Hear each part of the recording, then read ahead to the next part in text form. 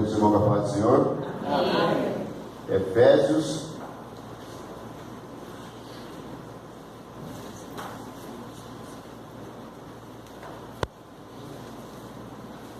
capítulo 5, verso 16 apenas. Já é o suficiente para nós alimentarmos nessa manhã. Repetindo, Efésios 5, 16.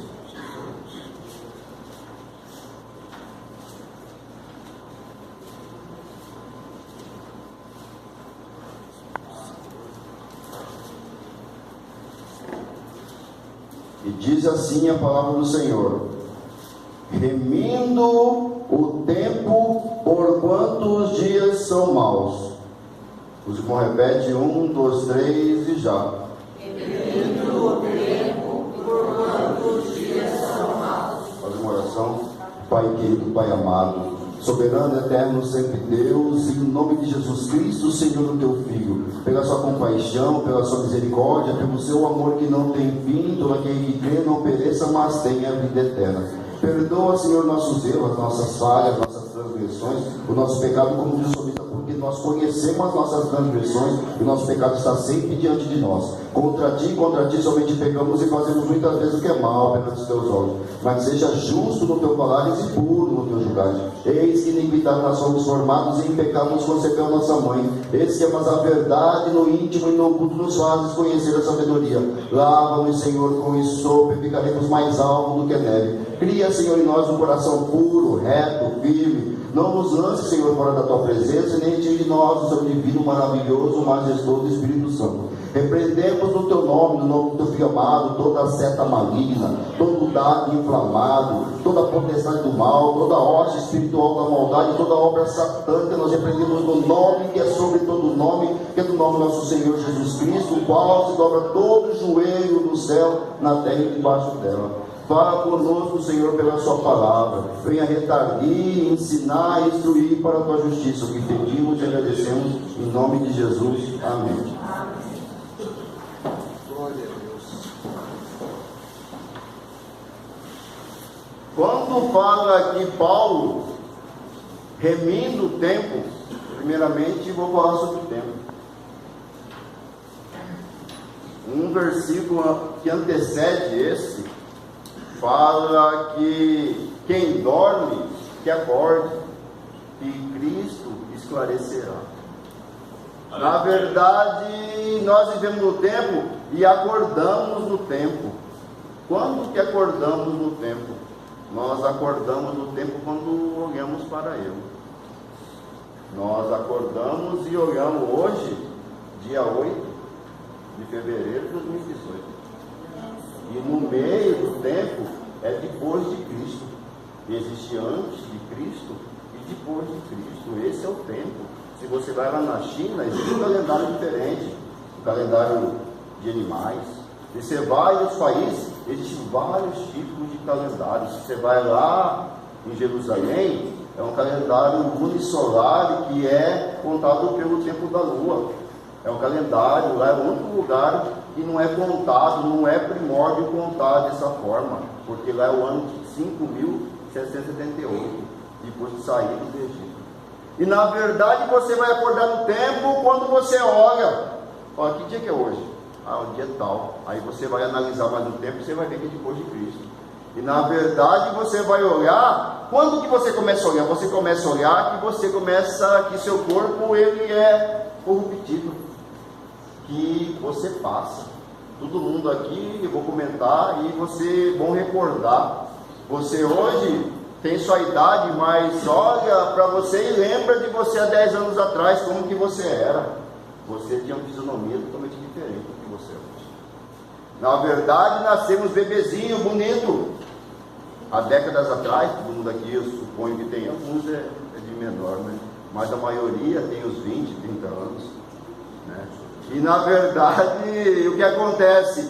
Todos vamos se decompondo. A nossa vida, ela é passageira, passa muito rápido. Nós não vemos, se formos olhar há 10 anos atrás, passou muito rápido. E cada vez que vai passando, a gente vai vendo que a gente nem vê, porque a gente fica preocupado demais com as coisas da vida. E a gente nem vê passando muita coisa. E na verdade, quando que a gente vê? Quando a gente entende, porque Paulo fala que o nosso homem exterior, ele se corrompe todo dia.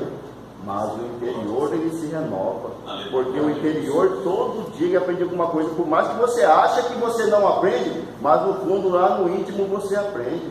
Às vezes nós fazemos de conta que não aprendemos, mas na verdade nós aprendemos. E o nosso homem exterior, nossa mulher exterior, ela se corrompe, mas o interior se renova. Você tem duas pessoas em você, a exterior e a interior. E na verdade, quando que você entende? Você entende isso quando você olha para o tempo. Você percebe que você é temporal o exterior. No fundo, nós sabemos, até os ateus sabem que o interior, ele vive eternamente. Na verdade, eu estava vendo várias religiões, pessoas conversando na internet, eu entrei num bate-papo, e na verdade, que as pessoas que nunca ouviram falar de leitura, nunca tiveram estudo, ele no fundo, ele sabe quando está fazendo alguma coisa certa e errada, porque existe uma consciência de todo mundo. Então, na verdade, quando entendemos que somos corruptíveis, começamos a pensar no tempo. E quando que acordamos no tempo? Quando olhamos para ele, é como a gente tivesse escondido. Quando olhamos, vemos essa data, e essa data ela é dividida antes de Cristo e depois de Cristo. Ele está no meio do tempo. Para a gente entender a eternidade, já comentei, a gente tem que olhar para o meio do tempo. O meio do tempo está lá, antes de Cristo, depois de Cristo. Olhamos para Jesus. E em Jesus, entendemos que Ele é a porta do curral das ovelhas. Enquanto não conhecemos Jesus, nós não entendemos. Nós passamos nossa vida inteira em momentos, porque a vida é feita de momentos. Nós vivemos de momentos. Não entendemos por que estamos ali, não entendemos a nossa missão. Então, na verdade, e não entendemos a tribulação. Comentei sobre tribulação de novo essa semana, porque a tribulação, ela tem um peso de glória eterna. Para que ela serve? Serve para você entender que cada vez que Ele manda você para o deserto, é para saber se o coração está atento para Ele ou não. Ele te coloca, vou fazer isso de novo, se não é fazer, vou fazer isso com o meu pastor. Ele vem e te dá uma prova. Quero ouvir no seu coração. Está passando? Vou te dar outra. Está passando? Vou te dar outra. Aleluia. Por que ele dá prova? Ele quer saber o que há no seu coração. É carne? É fruto do Espírito? Ele quer saber. E quando, você está, então tá bom, então eu vou tirar um pouco da prova. Não, você quer aprender? Toma. Porque quanto mais você tem prova, quanto mais você aprende com ele, você ganha no céu. Ganha no céu. E existe toda uma justificação em cima disso. Então, na verdade, quando entendemos o tempo, porque olhamos para a eternidade, a porta do curral das ovelhas, porque Ele dá vida, Ele é o caminho. E quando começamos a olhar para Ele, começamos a entender, irmãos, que Ele é o autor e consumador da fé. Sem Ele não temos vida, temos só alegrias passageiras, porque a verdadeira alegria que existe para nós seres humanos é a alegria da salvação. Eu falei isso já há algum tempo, vou repetir, porque eu sei que os irmãos estavam aqui todos. É como se fosse como esse copo. Qualquer tipo de alegria, eu vou tomar uns olhos, os irmãos vão entender para você. Qualquer alegria, ela vem só até metade. Qualquer tipo de alegria, ela só vem até metade. Ela não passa disso. Qual que é a alegria real, verdadeira do ser humano? Só existe uma: a alegria da salvação. Aleluia. É a única coisa que vai transbordar a nossa taça, o nosso cálice, que é o nosso interior, a nossa mente. A única coisa que vai transbordar é a alegria da salvação. Aleluia. E só tem quando conhecemos a Jesus. Sem Jesus não conhecemos essa alegria, porque a alegria que o mundo dá, ela é passageira, ela é só feita de momentos. E quando começamos a entender que conhecemos a Jesus, começamos a meditar diferente na vida, começamos a pensar diferente na vida. Por quê? Porque aqui Paulo está falando remindo o tempo. É porque remir significa aproveitar. Aqui significa ter uma verdadeira oportunidade. Quando você conhece a Jesus de verdade, você não gasta seu tempo, porque o tempo, irmãos, vamos supor, em todos os países existe sua moeda. Existe a sua moeda. Você vai aos Estados Unidos, se não me engano é dólar, aí Japão é ien. Em todos os lugares tem uma nova moeda virtual, que é Bitcoin. Você vai e tem vários tipos de moedas. Se eu falar, tem vários tipos. Outro dia eu vou trazer uma mensagem parecida com essa. Mas existe a maior moeda de todas para nós seres humanos aqui vivendo na Terra. É o tempo. Cada um de nós tem um tempo. Nós não sabemos quando chegamos e quando vamos. Nós não sabemos. Nós não sabemos. Se nós sabemos, nós podemos zelar. Porque existe uma grande diferença entre tabernáculo e templo. Tabernáculo é assim. O povo saiu da escravidão. O povo saiu da escravidão no Egito. O povo andava no deserto. Deus estava ensinando a cultuar ele. Então armava o tabernáculo e cultuava Deus. Tabernáculo é transitório. O povo em alguns momentos cultuava, em outros momentos murmurava. Eles cultuavam e às vezes murmuravam. É transitório. Tabernáculo, transitório. Agora, saíram da escravidão para a terra prometida. Quando chegaram na terra prometida, fizeram o templo. Enquanto estamos procurando ficar na presença, significa que estamos no período do tabernáculo. Quando é templo e morada do Espírito Santo, é diferente. É diferente porque é uma coisa fixa. Você já deu lugar para ele morar. Qualquer coisinha que você faz de errado, ele chega em você e ele fala: não faça isso. Muitas das vezes, quem conhece o Espírito Santo, às vezes está andando num ônibus e está parado, segurando ali assim, e quando vê as lágrimas vai descendo, porque ele te convenceu de uma coisa que você fez há uma semana atrás, você nem percebeu que você fez, mas no seu íntimo você sabe que foi errado. Você sabe que foi errado e você para, você fica, Senhor, e você quer esconder, porque às vezes o Espírito Santo, ele vem no momento que você menos espera. Ele vem te convencer, porque uma das funções dele é convencer do pecado, da justiça e do juízo. E aí você para num lugar, você começa a chorar, você quer esconder suas lágrimas, porque ele foi lá dentro, só ele tem esse poder de entrar entre a alma e o espírito. Aí você vê as lágrimas derramando, você por quê? É porque ele está te convencendo do pecado. E na verdade, quando somos tabernáculo, é transitório. Eu nem ia comentar sobre isso, sentir agora no coração falar sobre isso, pelo Espírito. Quando é tabernáculo, é uma coisa que nós estamos aprendendo a conhecer. Estamos num deserto para Deus tirar o que está no nosso coração de errado.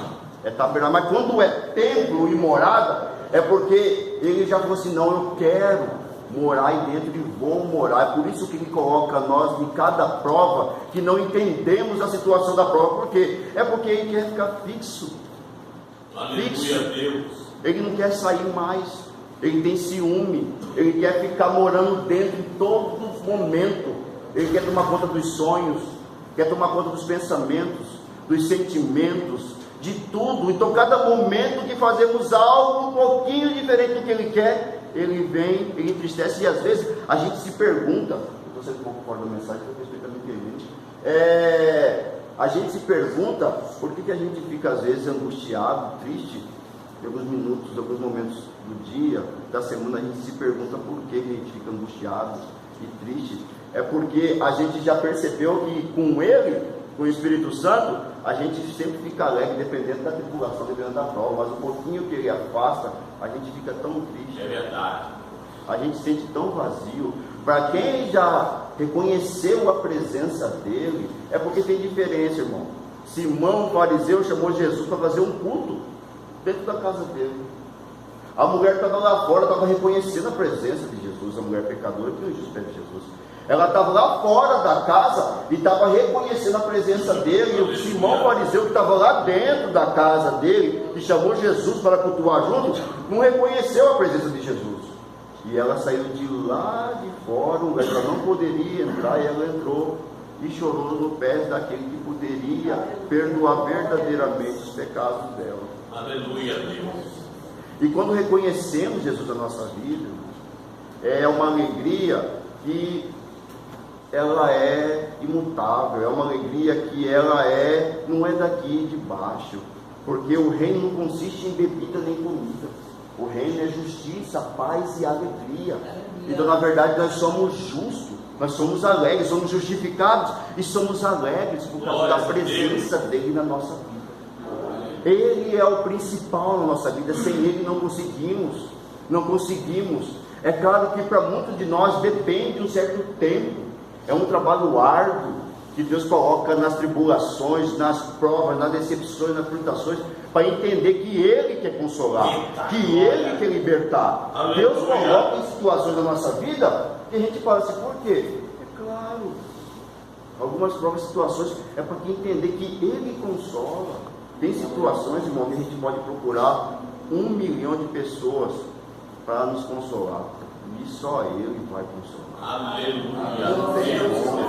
Tem situação que nos traz desespero, que só Ele nos traz paz. Não tem situação nenhuma, não tem dinheiro nenhum, tem situação que é só Ele, é só entrar no quarto fechado, fechar a porta, apagar a luz e naquele escuro você clamar a Ele e falar, Senhor, tem compaixão de mim, porque eu sou tão pecador, sou tão pecadora, venha me consolar, Senhor, venha me libertar dessa situação. E quando fazemos isso com sinceridade, irmão, isso é das melhores coisas da vida. Quando reconhecemos que Ele está ali nos consolando, nos confortando, nos libertando da situação, porque as situações, elas nunca vão parar. E quando estou falando remindo o tempo, Paulo está falando aqui, remindo o tempo, você entende que você vivia dissolutamente antigamente. Aí você fala assim, não vou perder mais tempo. Remindo o tempo, não vou perder mais tempo. Eu tenho oportunidade de hoje fazer diferente que eu fiz anos atrás. Eu vou fazer diferente. Eu vou fazer do jeito que Jesus faria. Essa é a questão de você. E a primeira coisa, irmão, que vamos entender, remindo o tempo, é plantar. Em Gálatas fala que aquilo que o homem semear, isto também ceifará. A gente planta batata, não tem como colher feijão. Se a gente planta uma certa desavença, não tem como querer colher paz. Se a gente planta uma certa contenda, a gente não tem como querer plantar, receber paz, colher. Então, a gente planta e a gente colhe. A primeira coisa de remir o tempo é saber o que a gente planta. Aleluia. Se a gente vai plantar algo, a gente sabe que vai colher algo. A gente tem a consciência em Cristo Jesus que a plantação é porque o tempo, ele tem tempo de cada coisa. A Bíblia fala isso. Tempo de plantar, tempo de chorar, tempo de sorrir, tempo de arrancar o que se plantou. Então há tempo para todas as coisas debaixo do sol.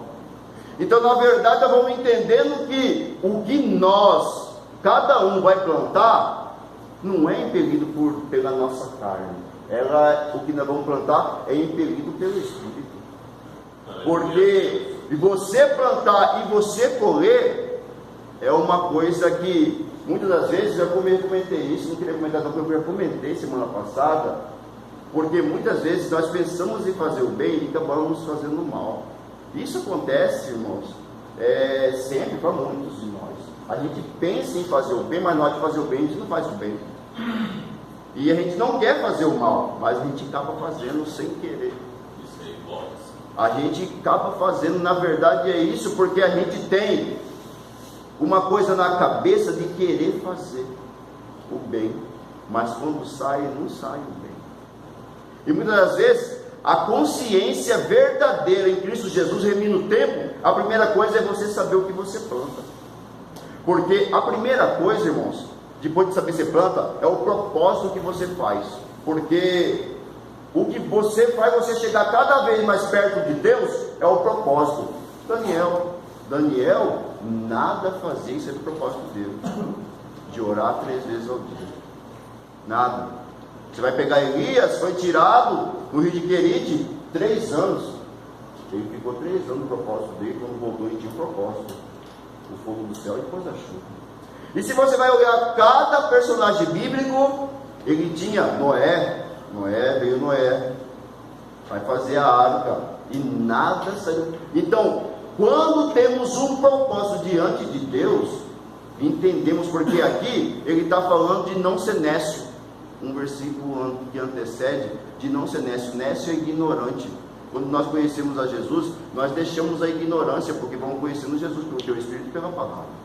Então, na verdade, nessa ignorância, Paulo fala no momento: eu fui nécio em gloriar-me, querer ser mais louvado que todos os apóstolos, porque eu nem conheci Jesus, mas ele quis dizer assim, nem conheci Jesus, mas eu fiz mais que os outros apóstolos. Ele se gloriou e por isso tinha um espinho na carne.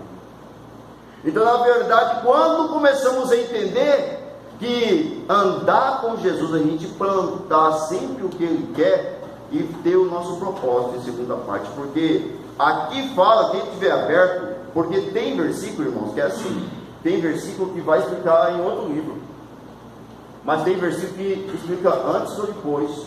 Então tem esses encaixes na Bíblia, que nem eu falo das parábolas, tem um encaixe das parábolas. A Bíblia, ela é uma coisa que a gente vai lendo as histórias, a gente vai entender, o Espírito Santo vai nos impelindo, nos impulsionando a fazer a mesma coisa. É que nem você vai ver Mateus capítulo 4, verso 1, também Lucas 4, verso 1, que fala: Jesus foi impelido pelo Espírito ao deserto.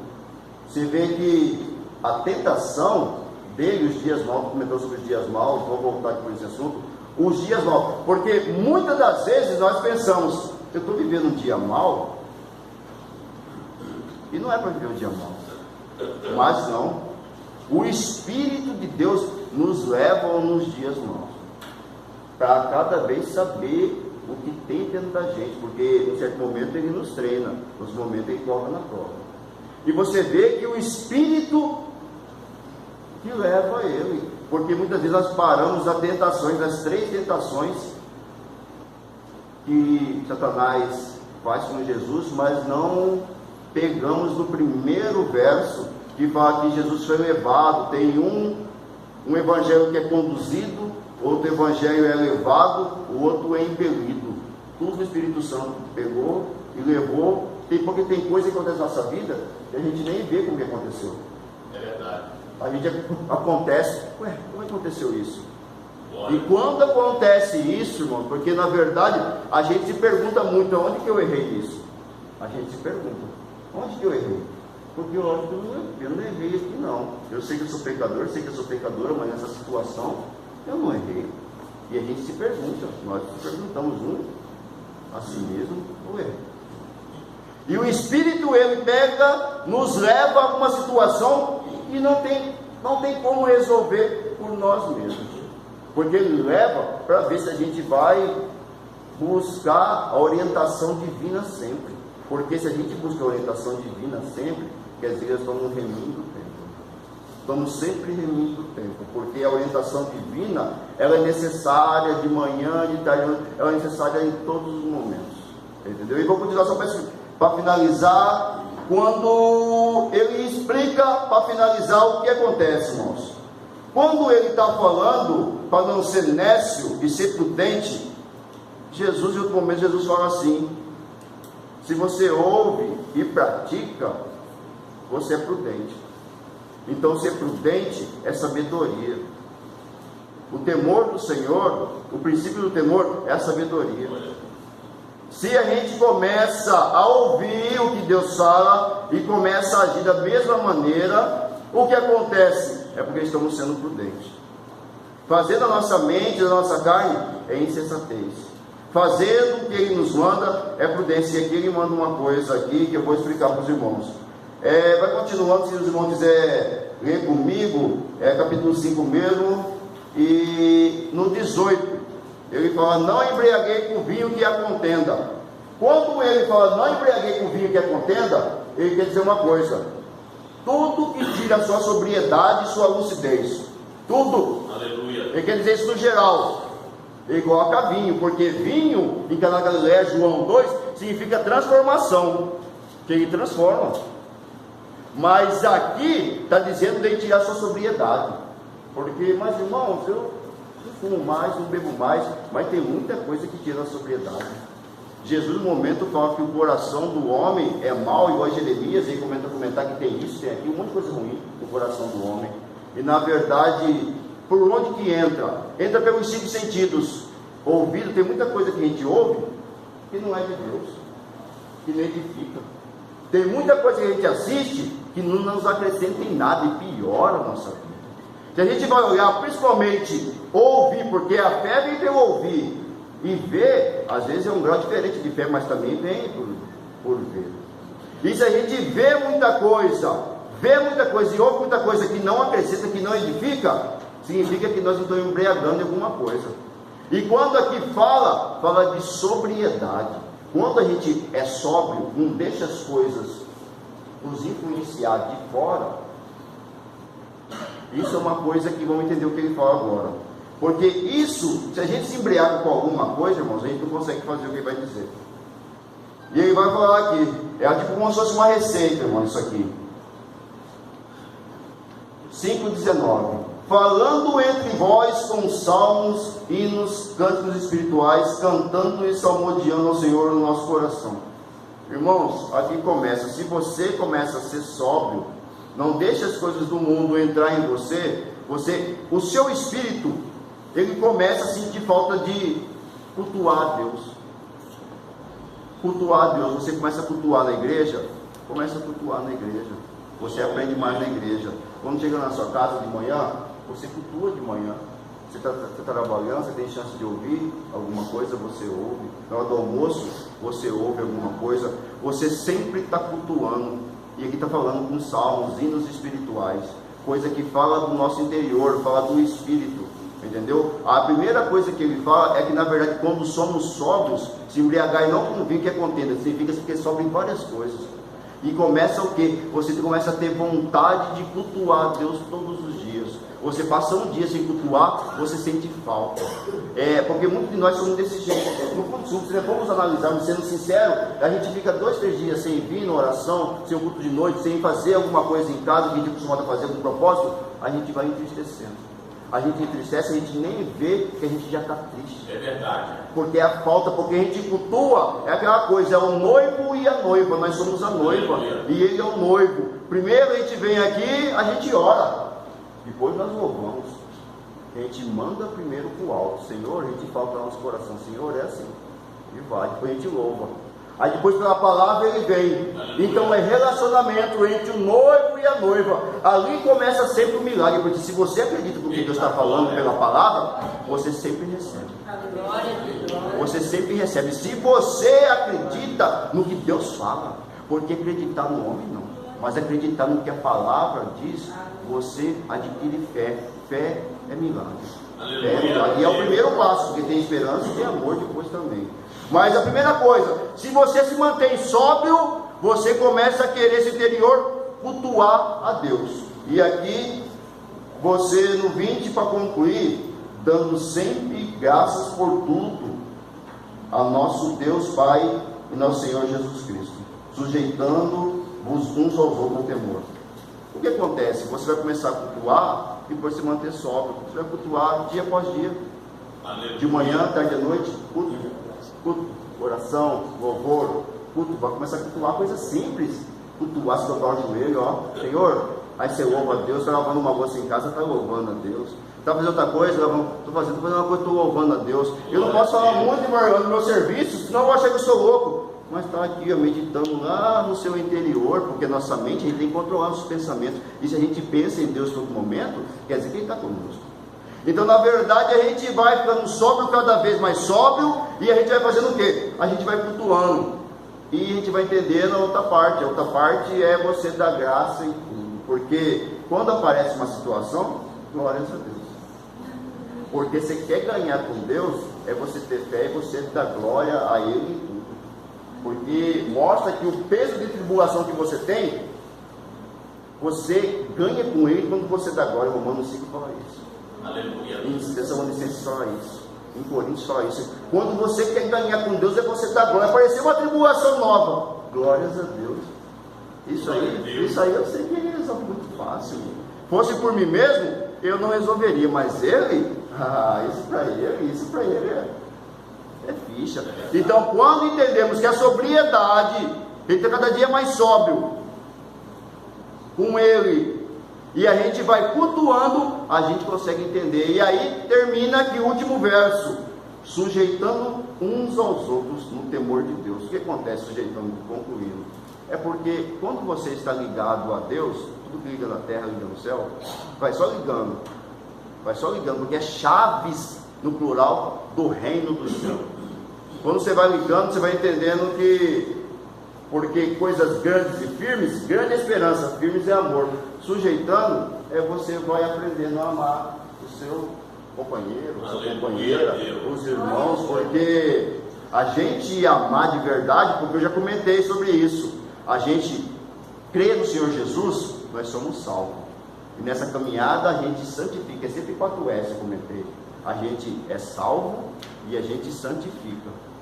Aí depois da santificação vem a servidão. A gente vai fazer o quê? A gente começa: o que eu vou fazer, Senhor, com essa santificação? Mas eu me santifico, né? Eu busco a Deus, eu faço isso, o que eu vou fazer? Você vai servir, você vai fazer, vai começar a ajudar as pessoas. Não que você precisa disso, eu vou ver se eu te ajudo. Não, precisa disso? Irmão, não tem como te ajudar financeiramente, mas eu vou orar a situação. Então sempre você vai tentar dar vestes que estão nu, alimento aos famintos, você vai começando a fazer. Então você é salvo, você santifica, você serve, 3S. E o último grau, sofrimento, porque o amor você sofre. Para você receber um tapa na cara e falar: não, pode bater na outra, é um grau sublime. Porque para você conseguir fazer isso, porque eu estou falando isso, é que assim: não, irmão, isso aí isso é bom, mas é difícil de fazer. Claro que é difícil. Isso aqui é quando a gente consegue ter sobriedade em muitas coisas, quando a gente consegue cultuar todos os dias, quando a gente consegue manter sempre o equilíbrio, o fruto do Espírito, a armadura, quando a gente consegue remir o tempo e entender os dias maus. Aqui tem essa receita: sujeitamos uns aos outros. Quando a gente começa a sujeitar, a gente deixa, fala assim: não, você pode estar até certo, fala assim: não, você está certo, você desfaz do seu eu. Aqui foi comentado antes que você renuncia a si mesmo e carrega a sua cruz. Então, na verdade, carregar a cruz é aceitar o erro dos outros, mas você mostra que a pessoa está errada. Mas na verdade você perdoa fácil. E quando você sujeita uns aos outros, você entende o que Paulo está falando, que é remir o tempo, enfrentando os dias maus. E quando a gente consegue entender que a gente sempre está sendo cada dia mais sóbrio e cultuando e dando graça por tudo, a gente entende e consegue sujeitar uns aos outros. Em nome de Jesus. Glória a Deus. Quantos podem glorificar Deus? Glória a Deus. Nós queremos trazer, nós não focalizamos no tempo, também vai vir com mais no tempo, né? E Deus está agindo. Quantas vezes as pessoas falam culto, irmãos? Deus está falando, Deus está falando, Deus está falando, e não estão comendo assim, se enchendo, não estão voando.